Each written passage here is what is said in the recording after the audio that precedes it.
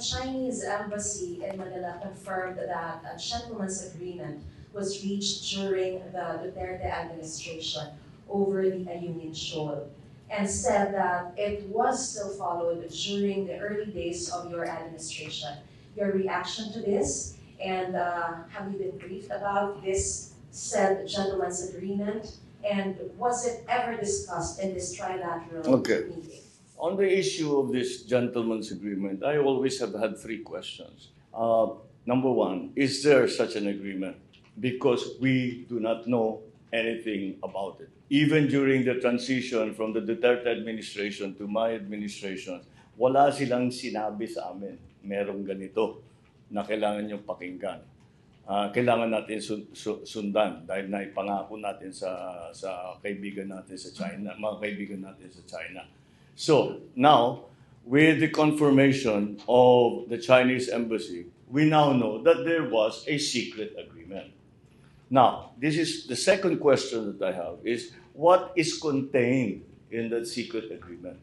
Ano ba ang pinangako ng Duterte administration sa China? Dahil hindi pa natin alam eh. O ngayon pa lang natin talaga, ngayon lang tayo nakakatiyak na meron pala talagang agreement. Tawag nila sa gentleman's agreement. Tawag ko dyan secret agreement. Hindi namin alam. Walang dokumento. Hindi ko nga maintindihan. Very experienced lawyer si President Duterte. Ang abogado, lahat gusto nila, nakasulat lahat yan. Bakit walang nakasulat na kahit isang papel? Bakit walang video? Bakit walang announcement? Nothing. Bakit hindi nila sinabi? Kung gusto nila isikreto, bakit hindi nila sinabi sa amin? Nung kami pumasok, na sabihin, meron kaming usapan, dapat sundan natin. And for whatever reason, huwag mo sasabihin sa taong bayan. And that's my third question. Why is it secret? Why is it secret? Because don't tell me it was just an oversight na hindi nasulat. Deliberate yung hindi sinulat. Deliberate yun. It was decided in the last administration that we will not record this. It was decided in the last administration we will not announce it to the Filipino people. Therefore, it is a secret agreement. My question is, why was it a secret? We have only answered with the statement of the Chinese embassy. We have only answered the first of those three questions. Now it's very clear that there was, in fact, an agreement, a secret agreement.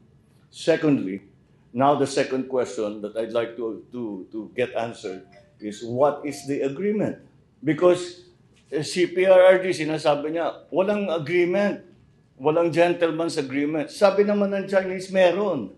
Well, confirmed naman na because PRD is trying to characterize it as their status quo lang. Hindi, may agreement eh. Kaya pinipilit ng Chinese na sinasabi, may agreement tayo, may usapan tayo. Eh, sagot ko naman, tayong dalawa, wala tayong usapan. At yung nakarang administrasyon, walang sinasabi sa amin tungkol dyan. So, paano namin magagawa kung gusto namin sundan, kung ayaw namin sundan, hindi namin alam.